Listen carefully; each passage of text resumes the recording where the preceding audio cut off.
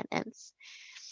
So through this program, we meet virtually, of course, once a month to provide peer support. It provides that vital network for Braille learners, adult Braille learners, to really communicate with each other, to learn from one another, to share tips and resources, and that's often lacking at the adulthood level when you're learning Braille.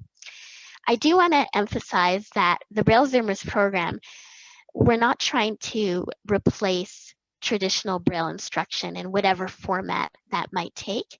And that's because we believe very strongly that Braille instruction should be supported through government funding, not through a charity.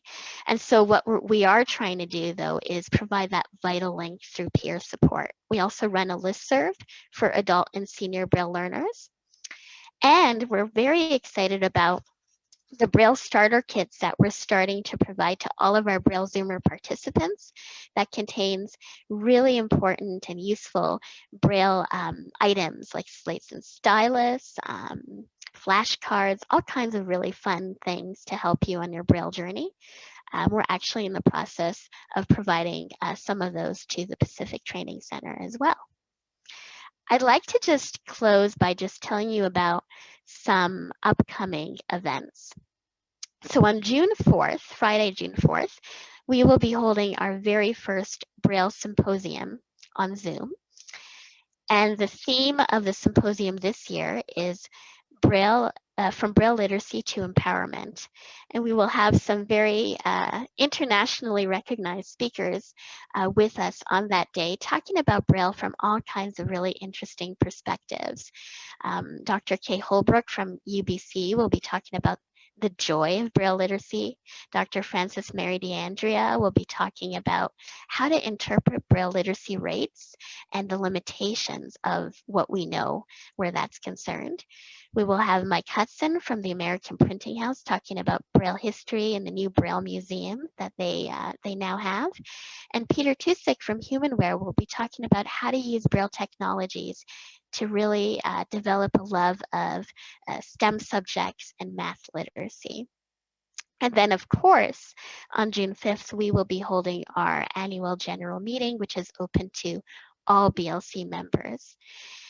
For the symposium, I did want to mention that this is free of charge to our members and $20 for non-members, but we do hope that you will join us.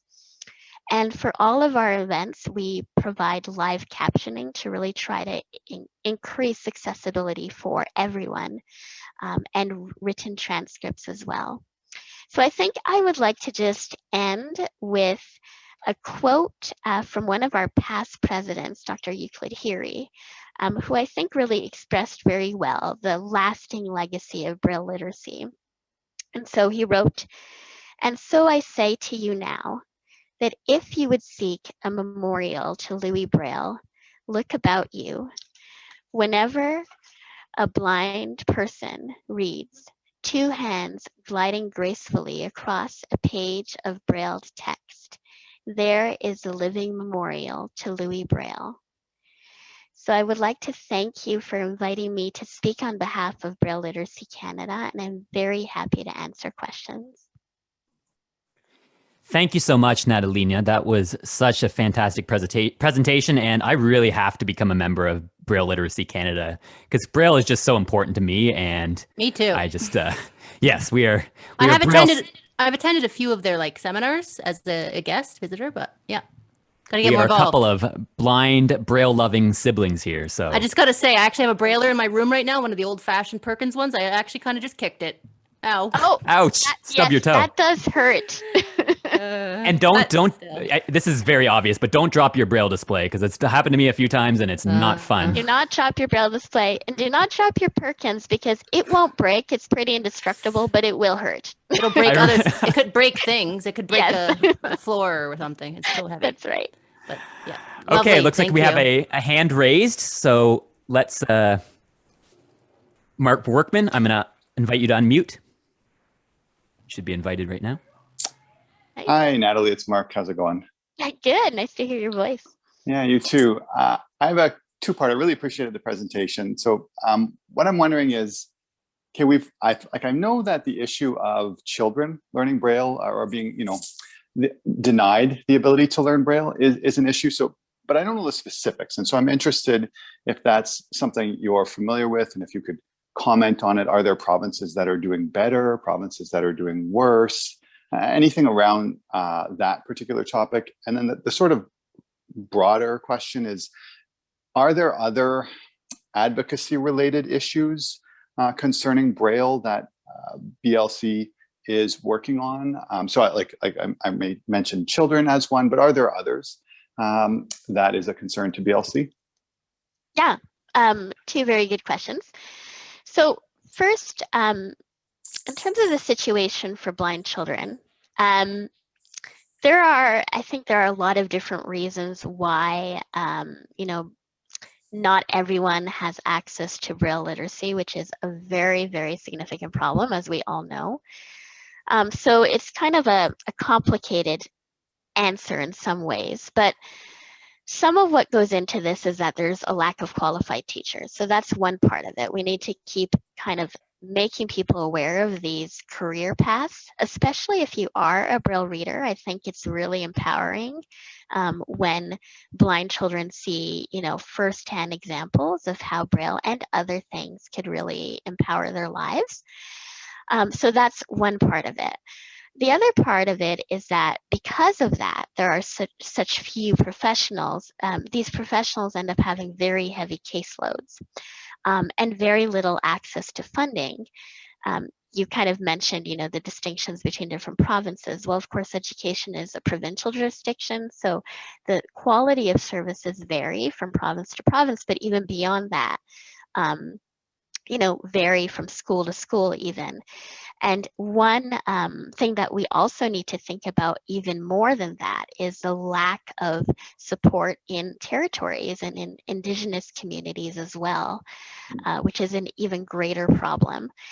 Then I think more broadly, if, I could go on with this topic for a long time, but more broadly, I think is just the issue of misconceptions around Braille and this idea that, well, now that we have technologies, maybe some technologies are quote unquote easier to learn, more quickly to learn, leads to sometimes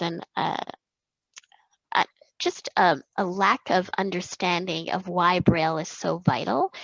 And, there are lots of teachers of students with visual impairments who understand that Braille is vital.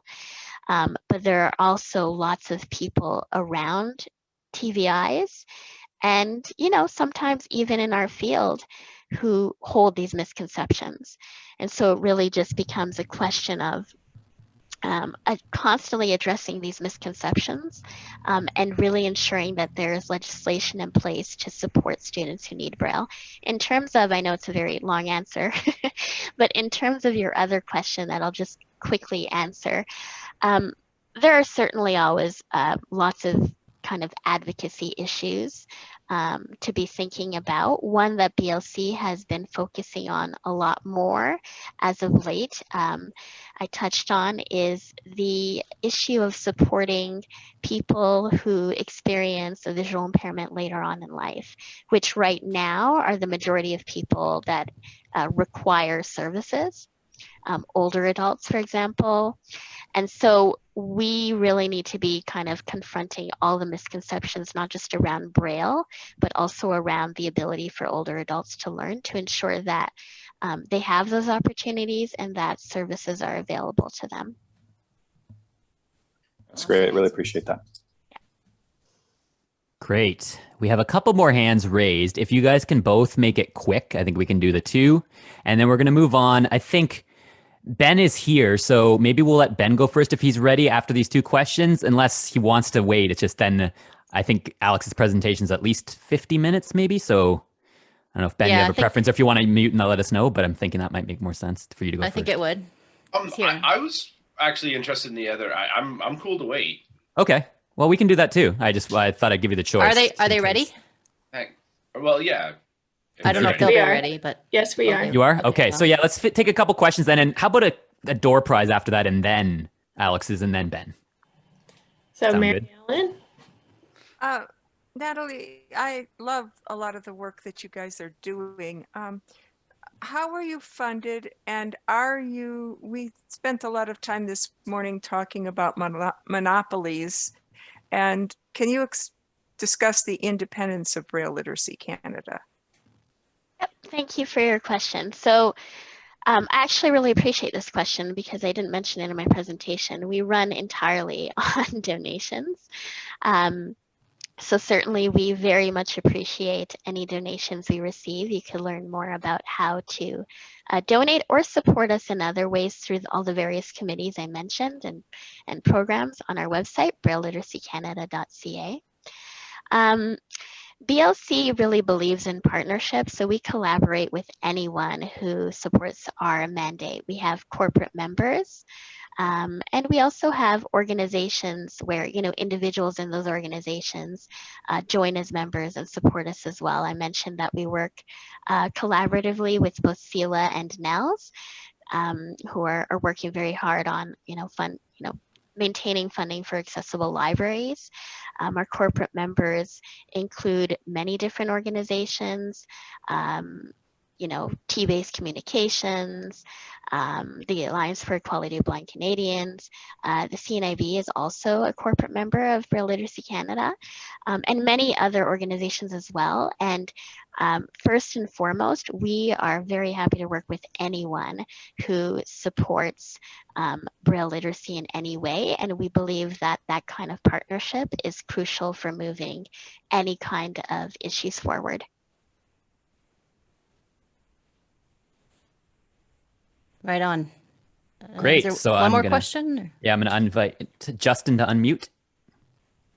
Sorry for hogging the floor there, everybody. Last 3 or 4 sessions, I think I've popped a question. So well, you're a first-time convention attendee, so you definitely get to ask questions. That's awesome. I really do appreciate that. Terrific presentation again. Home run after home run. For those of you not in the know about sports analogies, I'm sorry. I'm just curious as to, excuse me. You mentioned in your presentation that people still question the relevance of Braille. I'd just love to get your take on it. Obviously, ignorance is a huge part of that in terms of why there's a need for physical transcription. But you got to wonder, with the evolution of Braille technology as a specific sort of niche area with Braille display seeming to keep up with other developments in telecommunications and digitized technology, why do some people actually doubt its relevance or question the relevance of it with the development of all these gadgetries? Yeah, no, that's a really good question, right? And I think there are different things that play into that. Part of it is sometimes those questions come from people who know very little about how blind people perform all kinds of different tasks, and so have a very limited understanding of the assistive technologies that exist. But I think part of it also comes back to the definition of literacy and really helping people understand that even though there are all of these audio access to information, there are still tasks and times when Braille is really vital. I mean, I don't have to list them, you all know, and I'm sure can think of from your own lives where Braille is really vital. I mean, I wouldn't be able to give a presentation if I didn't know Braille because I wouldn't be able to access my notes. So really helping people understand that, obviously the spelling, the phonetics, all of that, right? And that doesn't go away when you're no longer able to see. But the other aspect that kind of connects to this is also the cost of refreshable Braille technologies, and really highlighting to people that we need to continue advocating for lower cost devices, because what those tools do is provide greater access to Braille. And sometimes, first of all, there aren't funding programs everywhere to purchase these devices. But even when they exist, they often exclude adults, for example, who might not be working or studying. And that's a real problem, right? Because that's the majority of people who are just diagnosed with a visual impairment, and they need access to those tools to really find motivating materials to learn Braille in adulthood. Elizabeth so I think there are lots of issues. Join the meeting. Thank you It's for the okay. question. There we It's go. okay, Natalie. Distracted me. Yeah. I was like, oh, what? The Yeah. phone always pipes in. So. Yeah, I really do appreciate it. Again, great presentation. Beautiful summary of where I just like to get other people's opinions who work professionally in that type of realm, and of course, constant Braille user myself. So it's just good to get varied opinions and perspectives on that. I really appreciate it. Thank you so much. Thank you. Thank you, Natalie. Thank you so much. I think Thank you for having me. aside from listening to music and playing guitar, Braille is my favorite thing in life. So I really appreciate Yeah, this. mine too. Okay.